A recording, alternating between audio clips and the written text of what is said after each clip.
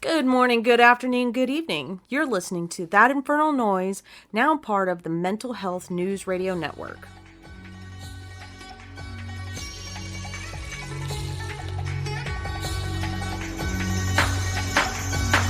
Devil, not no more for these, you call me Ichigo.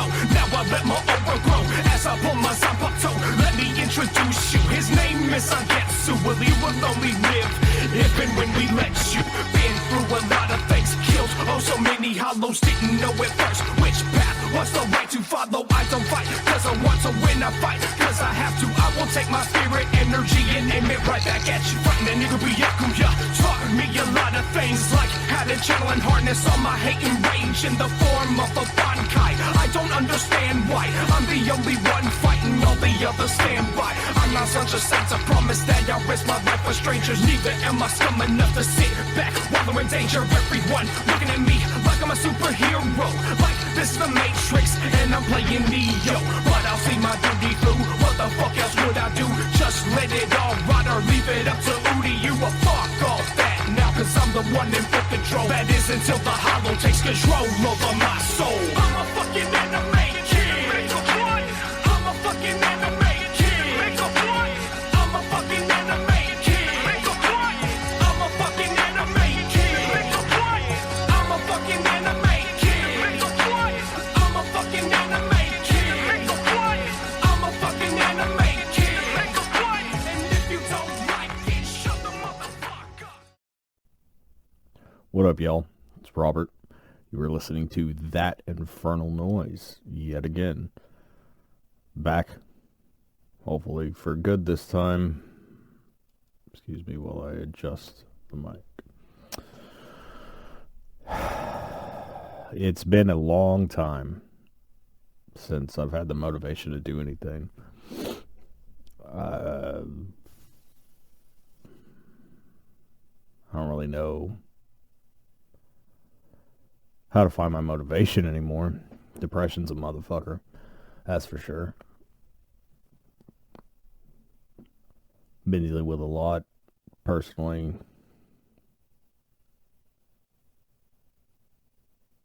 I watched my grandma slowly decline in this past year.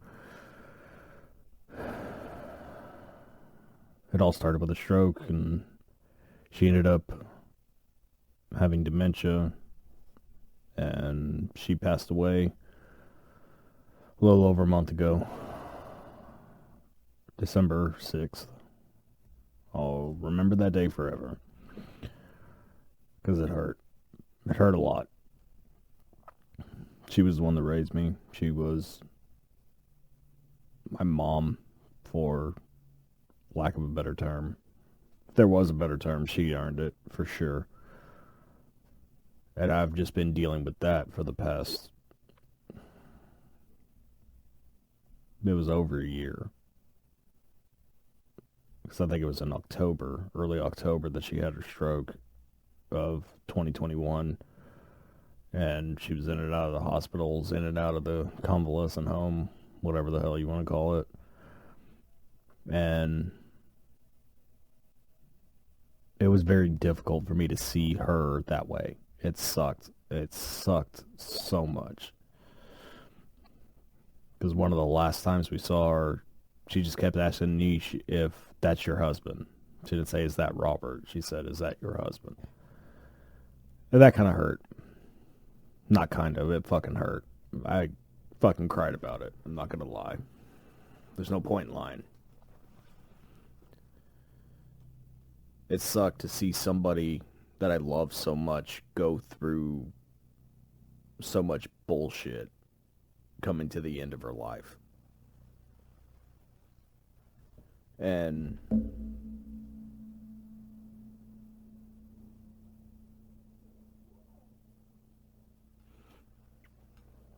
she wasn't herself. She wasn't the fun-loving, mischievous, shit-talking person that we all grew up loving. She deteriorated in a way that I wouldn't wish on anybody, to be completely honest, because just watching it was as a motherfucker. And she had to deal with the same thing with her older sister, Tadora. She had to deal with the same thing with her mom. And, you know, nobody ever really prepares you for this, for the death of somebody that meant so much to you. Ever. Like, and how would you prepare for it? You know, yeah, you can read books. Yeah, you know, in my situation, podcasts really helped me, listening to people talk about losing their loved ones or having to help take care of a parent or grandparent or whatever it was. And granted, I didn't have to do any of that. And I think part of me feels guilty about it, but I'm not 100% sure. Oh, excuse me. And I think part of me feels guilty about it, but I don't know what I could have done, if that makes sense. You know, my grandpa had to take the full brunt of it. Mom helped a lot with grandma because she lives right across the street. And of course, Maria and Teresa, they both helped. And, you know, since then, you know, everybody's been checking up on me. And it's just like, I don't know why you're checking up on me. But I also know that I haven't been dealing with it the way that I should have. Or not should have, because everybody grieves differently, but, you know, I feel like I've been consuming my time with so much, so I don't really have to think about it, I guess. And, you know, I spend a lot of time with I spend a lot of time with Niche and the kids, and the day we found out, you know, I cried. For sure, I cried.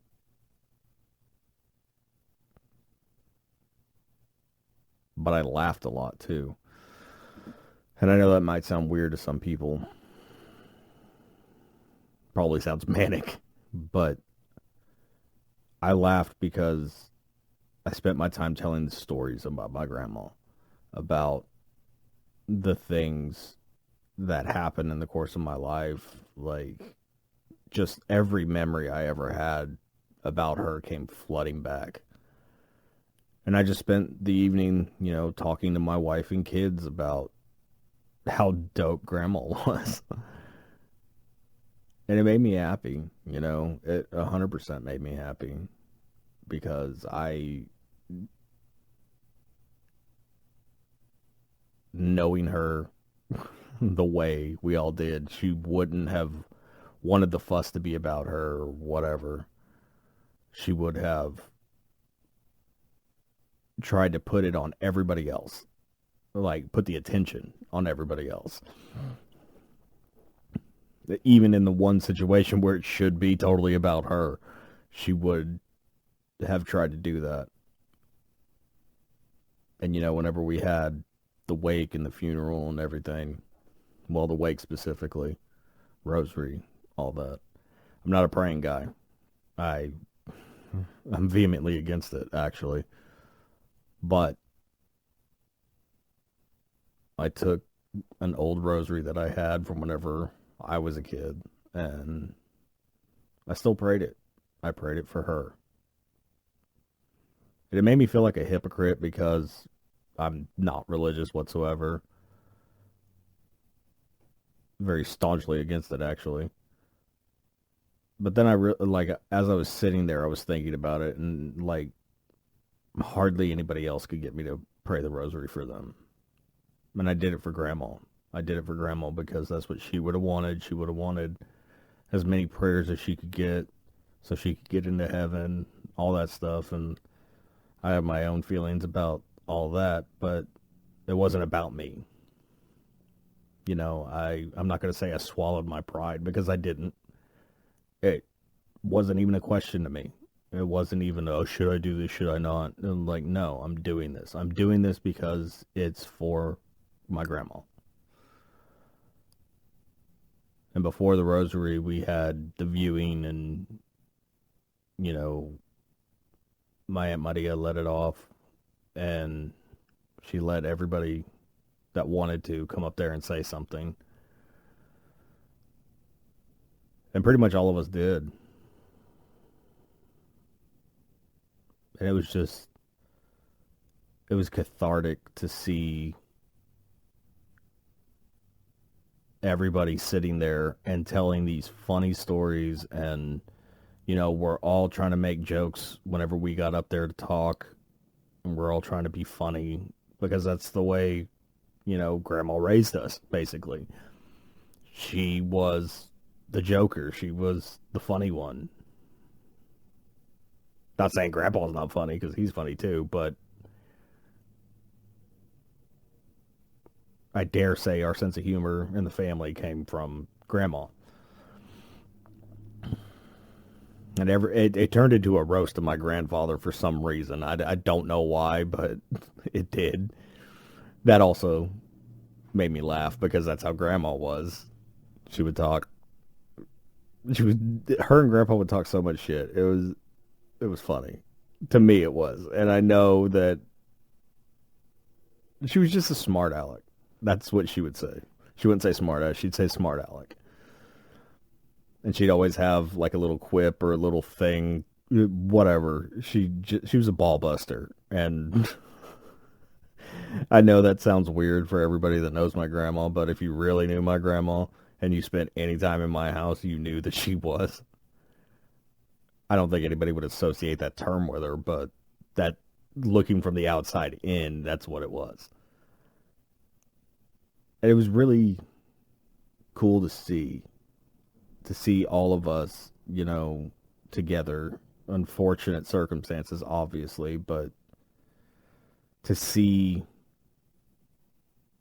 that I wasn't special. And I know that sounds like it's a negative, but I don't mean it in a negative way. I mean it in the aspect that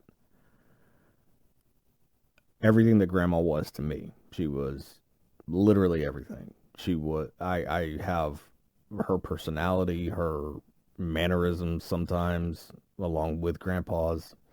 Like, there's a bunch of shit that all of us got from her.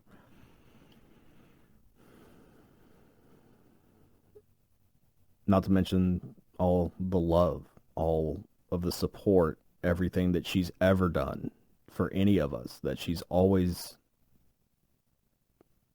prayed for us. And I'm pretty sure that's the only reason I survived, to be completely honest, is that whatever juju she was working with, like, it worked, because I'm still here and I shouldn't have been a couple of times. And I saw that my family had the exact same experience. I thought it was unique to me. I'm happy that it wasn't, because everybody else had the same stories. How she was there for them, how she lifted them up, how she made them laugh, whatever the situation is, everybody had the same stories. And that made me really happy to know that it wasn't just me that got that experience with Grandma, because I live with her. For all intents and purposes, I'm the fourth Pina kid. And I'm proud of that. I'm so proud of that. I thought once she'd be gone that I'd have a lot more regrets than I do. And to be honest, I really don't. And I know everybody has regrets, but I try to live my life without them, just in general, because I can't keep pondering the shoulda, coulda, wouldas. Instead, I spend my time thinking of her trying to scare me, or her making me laugh, or, even whenever she was pissed off, that story keeps popping up where she threatened to drop kick me and my cousin Victoria at the same time, and it makes me giggle every time, because it's just like, God, I would have paid money to see that. And she probably could have done it. I don't know. She might have been able to.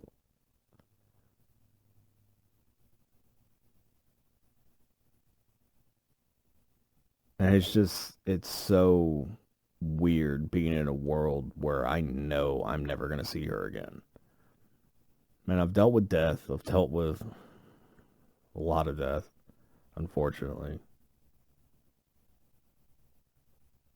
And it never really gets any easier, but I learned from some of those other deaths that I need to be more open about how I communicate with people and telling people, what I think and how much they mean to me. So I took the lessons from those deaths and I applied it to my grandmother. And whenever she got out the first time after she had the initial stroke, I wrote her this letter. I didn't know if she'd ever read it. I still don't know if she did read it. But I said everything that I wanted to say. Everything that I should have said in the preceding, 38 years, 37 years, whatever it was at the time. And I've never felt so light because I finally said it. I mean, I've had conversations with them before about just apologizing for being such a shit kid and putting them through hell because they didn't know how to fucking parent me. Poor things. They had to figure it out because they raised 3 other kids, but 3 girls, and in a different generation. Not to mention the fact that I had mommy issues, I had daddy issues, everything was stacked against me and them as far as them raising me, but still they persevered for whatever reason. And I appreciate that. I appreciate the fact that they gave me the consistency that I sorely lacked. They gave me the structure because I knew that they would always be there. I took it for granted multiple times, all the time, whenever I was younger. And I think a lot of us do because we don't realize the importance of our parents until, God forbid, it's too late.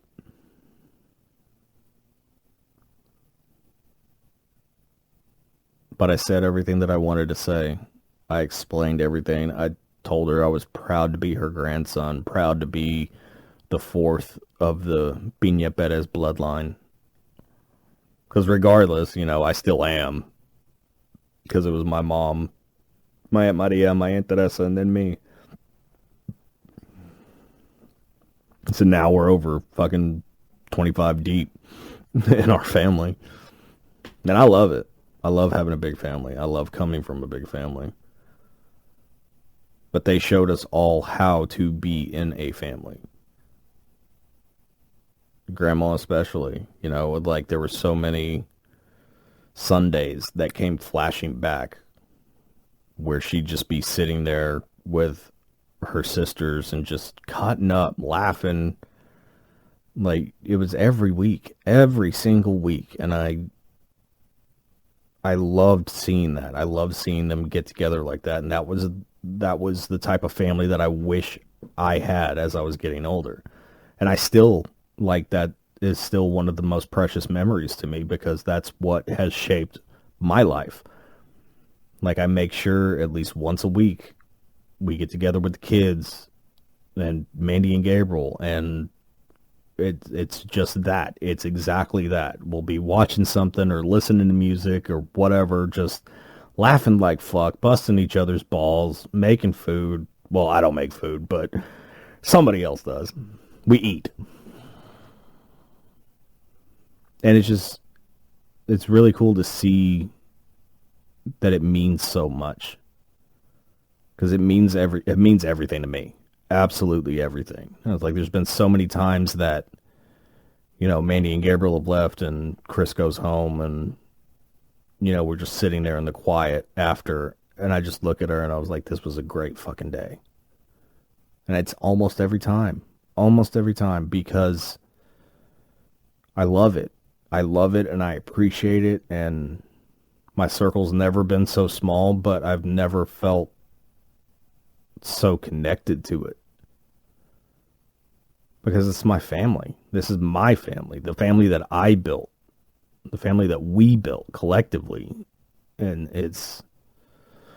I couldn't ask for a better example. I couldn't ask for somebody to pave the way for me to do stuff like that. And it means something to the kids. You know, Kaylee says she wants more family time. Chris gets upset whenever he has to work because, oh, I missed it. I didn't want to miss it, blah, blah, blah, blah, blah. And it's just, that's cool to me. That's cool to me that they realized it way younger than I did.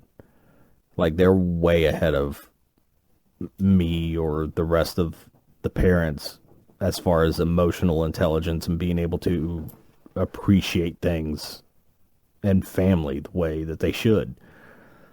Because I spent a long time just doing the exact opposite. Because I didn't realize what was really important to me. You know, in my 20s, like 4 days after I turned 20, my son was born. And for a long time, I spent my time thinking that, this is a hindrance. I'm never going to get to party. And not that I regretted having him, because Chris is the best thing that had ever happened to me. It got me out of so much bullshit. It got me away from so many negative motherfuckers. And then I built that back up, but that's another story.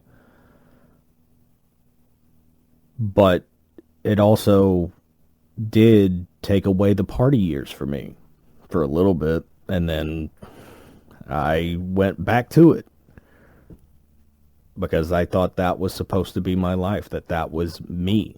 And without having the example of Grandma and Grandpa, I don't know that I would have ever pulled myself out of it, that I'd still be that guy that just did what the fuck ever. And I'm grateful for the lessons. I'm grateful that I had such a good example, because a lot of people don't. You know, and the four of us, me, Nish, Mandy, and Gabriel, we've had to learn on the fly because we didn't always have the best examples. And I had it the best out of the whole thing because I at least had Grandma and Grandpa there to show me what a functional relationship is, what real parenting is, all that stuff. And luckily, I was able to pull myself out of it because I knew deep down that's not what I wanted. I didn't want to be the party guy. I didn't want to be the douchebag that just never grows up or whatever. I always wanted to be more. I always wanted to be a dad from as far back as I can remember. I wanted to be a dad because I just felt like I had that ability, that paternal instinct. And yeah, I fucked that up. I fucked that up left and right for a little bit. But you know, now I'm trying. And I was trying then too. I was mistaken in the way I went about things. And I'm making amends for it now with my older two, especially. You know, I apologize to them on a constant basis, and without the base of Grandma and Grandpa, I don't know that I ever would have. I would have just continued down the same road. I would have acted the same ways or whatever, and I don't. I apologize to my kids on a regular basis. I don't give a fuck if I'm supposed to be Superman. Superman has his kryptonite. And I just take everything that I've been given in the course of my life, as far as knowledge, as far as empathy, my moral compass, all that shit, and I'm trying to get better now. You know, I'm trying to bring myself out of the depression. I'm trying to be as positive as possible. I'm trying to cut all the negative things out of my life, which has been a constant struggle for me over the past 38 years. Because it seems like for whatever reason, the Island of Misfit Toys just stays around me no matter where I am.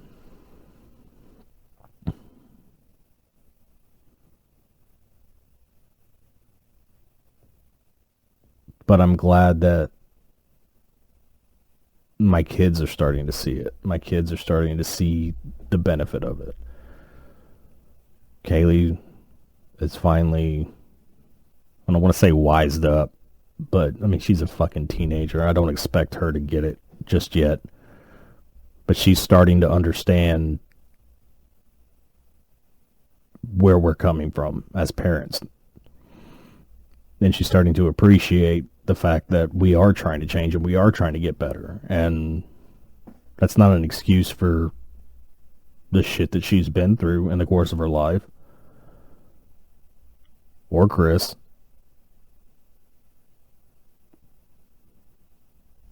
But it helped them become the people that they are today. So I try not to regret it.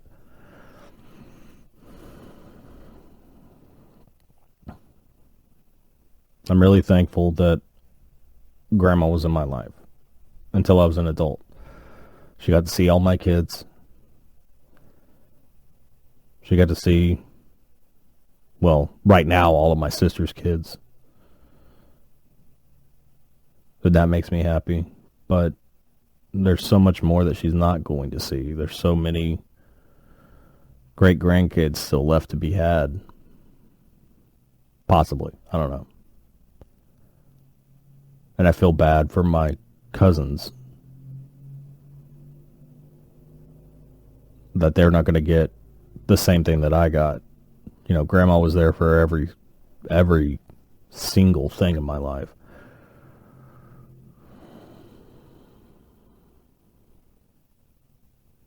But it made me happy to know that she was there and that she supported me. And I feel bad that my cousins aren't going to get that. Well, the younger two. Because Vic grew up more like me, where she had Grandma there for everything, luckily. But Rachel's getting married next month, and Grandma's not going to be there. And that sucks. That sucks for her. Because she didn't get that. Unfortunately. Sorry, I apologize in advance if I start crying, but it's shit like that that really gets to me. It just, knowing that there's going to be future generations or whatever that aren't going to get the benefit of Grandma. You know, and she wasn't just my grandma. Everybody called her Grandma. Literally everybody. Niche called her that. Mandy calls her that. Gabriel calls her that. My kids call her that. Vic's kids. Crystal's kids. Everybody. Everybody calls her Grandma. Called her Grandma. Because that was it. And since then, like, nobody's taken the name or the title or whatever Grandma. Everybody's come up with something else. And I don't know if subconsciously it's because we can never live up to that standard or whatever, but I won't even take the name Grandpa. You know, I already decided. I already told the kids. I was like, whenever y'all have kids, I'm Pops. I don't give a fuck. Like, I'm Pops. I'm never going to be able to live up to the expectations that they set. I want to be different. I want to be me. And Chris thought it was funny. He was like, Pops. He starts talking shit, of course, because it's my fucking kid.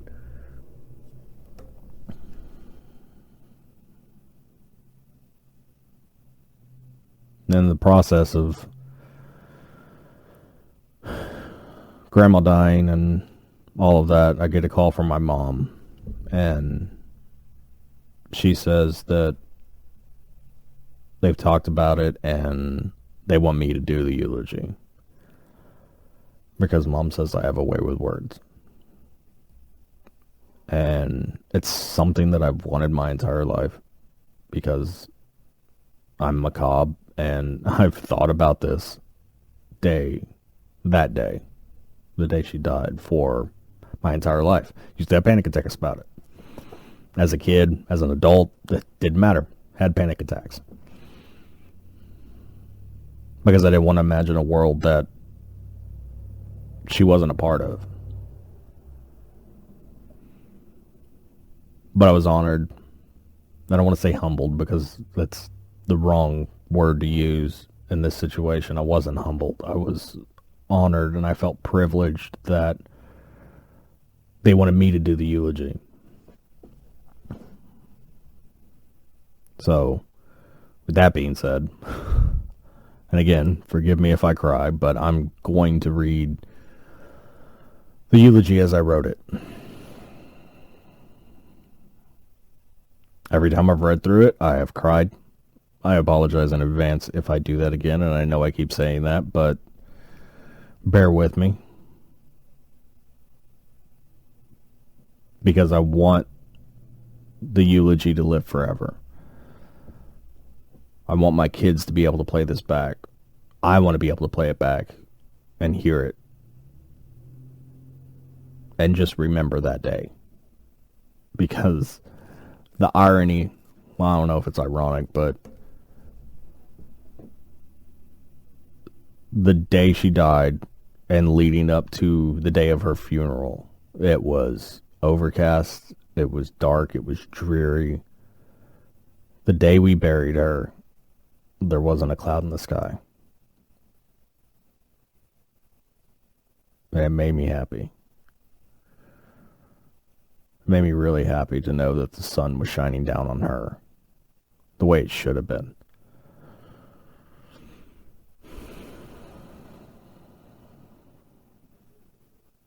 Okay, now, without further ado, without further ado, here is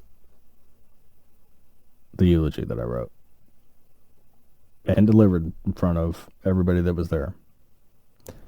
Sidebar, I've always had stage fright my entire life, had stage fright, and I did not have it that day. And that made me know that she was watching over me, like, it's okay, you got this, don't worry about it.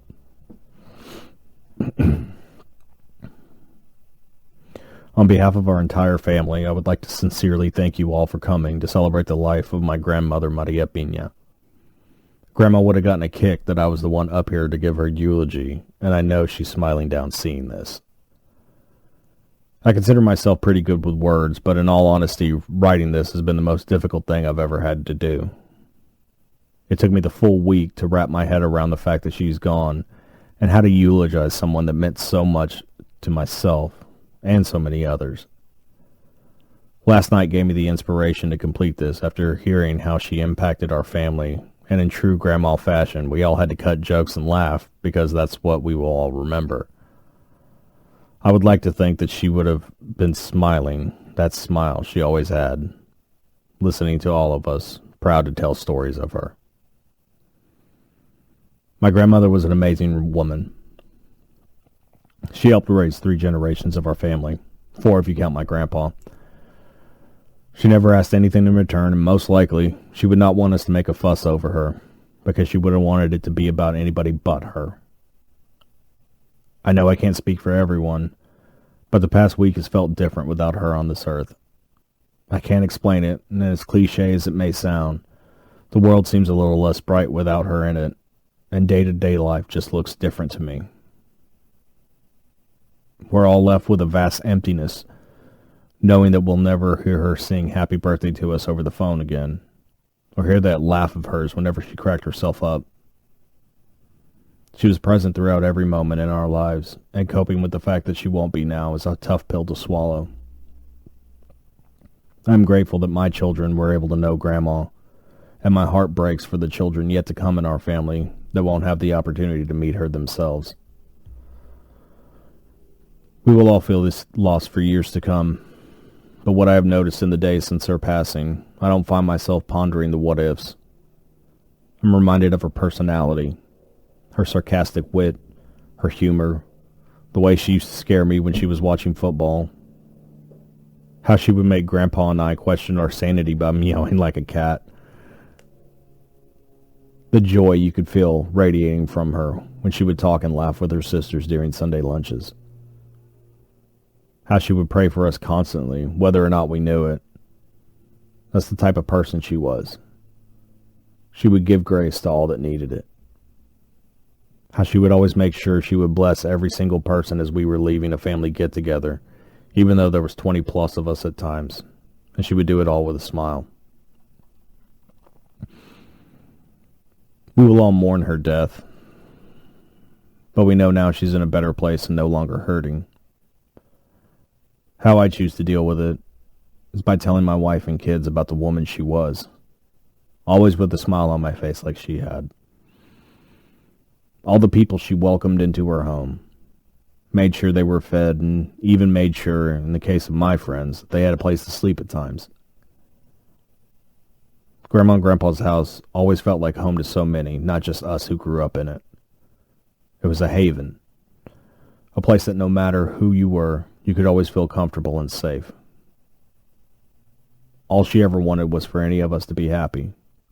For me, that means I had to find my own way and make my own path. She always knew exactly what any of us needed, whether it be indirect guidance or letting us make our own mistakes because some of us are more hard-headed than others. I choose to tell stories about whenever I was 15 or 16. I used to scare her every opportunity I would get, since she liked doing it to me. I kept getting her one day, and she warned me that she was going to get me back. I, being a naive teenager, thought, okay, Grandma. An hour or so had passed, and I believe I was coming out of my room to get lunch or snacks, forgetting all about the aforementioned conversation. Now, I don't know how long she was waiting around the corner of the hallway, but when I came around said corner, she gave it all she had, and she scared the life out of me to the point that I was shaking with fear, and she can barely catch her breath because she is laughing so hard. That was Grandma, the sweetest, nicest, most loving person you will ever meet, with a playful, mischievous side. She would have been the first one to say that she wasn't perfect, but in my opinion, she was as close to sainthood as any of us will ever get, if only for her patience. I'm sure there were times when she was not happy with some of our decisions. Mine specifically. But she was not the type of person to show it outwardly. She would love us just the same, and try to keep us on the straight and narrow, sometimes without us even realizing it. All of us aspire to be like her. She and Grandpa are the litmus test for what all of us want to be and how we would want to be remembered. I've fallen short of the mark several times in my life, but I'm trying to be better every day because that's what she would have wanted. Before the stroke, she would always tell me, take care of those children.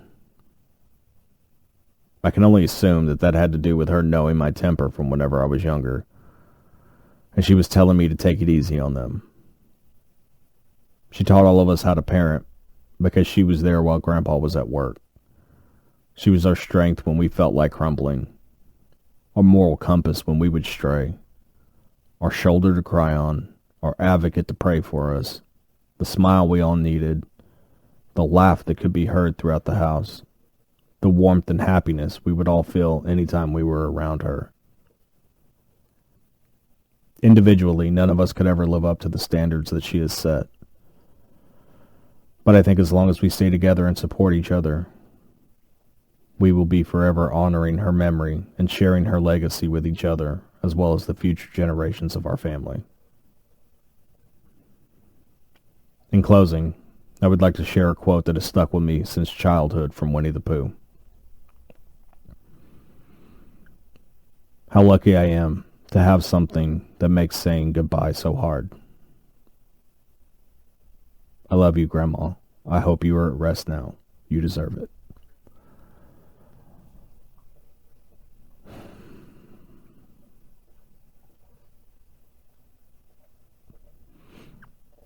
I still find myself thinking about her every single day. There's not a day that's gone by since then that I haven't thought about her.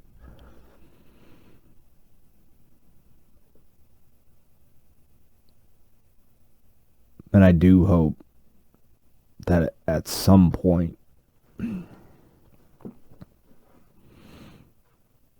I can live up to the standard that she's set with my kids. I've had a hole to dig myself out of, for sure, but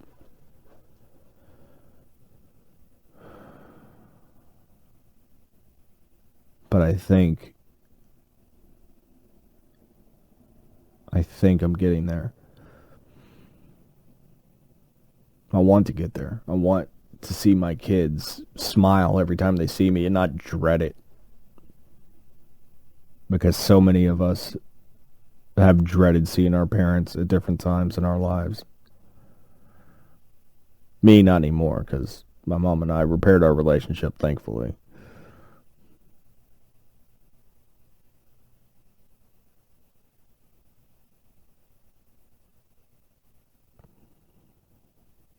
If you're dealing with loss, if you're dealing with depression from loss, or whatever, I don't know that it gets any easier. I don't know that. Because every death of somebody close to me has really affected me, and it still stays with me to this day. Some I wasn't there for, some I was there for, some I should have been there for. And each one has a different set of questions attached to it. What if? At least in my mind. And I don't think it's healthy to live that way. Especially after a death, because death is, it's final. Like, that's it. You can't fix it after that. So say what you want to say while you can say it. Because you don't know what's going to happen the next day. You don't know who's going to get sick. You don't know any of it.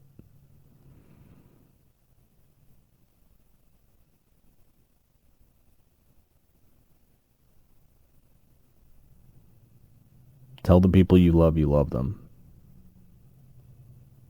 As often as you need to. As often as you want to. Because all this shit can be gone in a split second. And I'd rather go having everybody say he was emotional. He always was telling us how much he loved us, and blah, blah, blah, blah. Even if it's a negative thing to them. I don't care. Because whenever I go, the people that I care about will never have to question how I felt.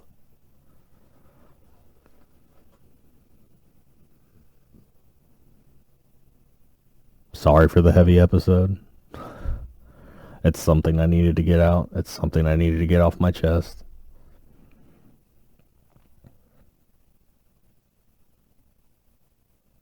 And this coming week, I'm going to take my own advice. And I hope you do too. Don't let the noise make you. You make the noise. Thanks for listening to this week's episode. If you like the show or know somebody who would, please subscribe and share to help us grow the show. You can follow us on all socials at thatinfernalnpc. You can listen on YouTube and Podbean at That Infernal Noise or anywhere else you get your podcasts. Please tune in next week. Same bat time, same bat channel.